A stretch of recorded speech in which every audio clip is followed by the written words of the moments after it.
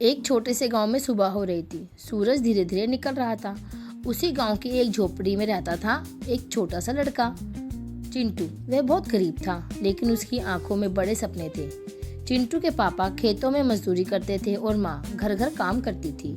आमदनी बहुत ही कम थी, फिर भी माँ रोज कहती, बेटा पढ़ाई मत छोड़ना, यही तुम्हारा भविष्य है।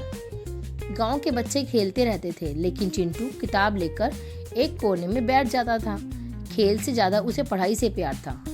रात को बिजली नहीं होती थी। लालटेन की हल्की रोशनी से चिंटू पढ़ता रहता और मन में कहता, एक दिन मैं जरूर बड़ा बनूंगा। हर रोज वह कई किलोमीटर पैदल चलकर स्कूल जाता था। पैर थक जाते थे, लेकिन उसके सपने कभी नहीं थकते थे। स्कूल में कुछ बच्चे उसका मजाक उड़ाते थे, अरे गरीब, तू अफसर बनेगा। सब हंसते थे, लेकिन चिंटू चुप रहकर अपनी पढ़ाई में लग जाता था। एक दिन परीक्षा का रिजल्ट आया।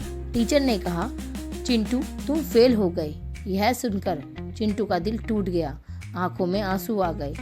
घर पर माँ ने उसे समझाया, फेल होना हार नहीं होती। पापा ने हिम्मत दी, लेकिन चिंटू अंदर ही अंदर खुद को कमजोर समझने लगा।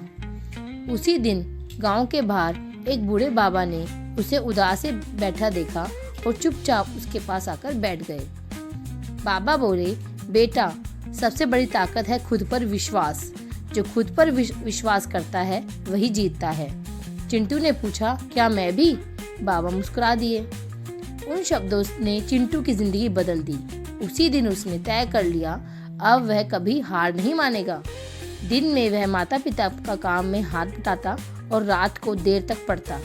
थकता जरूर था, लेकिन रुकता नहीं था। बरसात हो, ठंड हो, उसका संघर्ष जारी रहा। कुछ महीने बाद फिर से परीक्षा आई।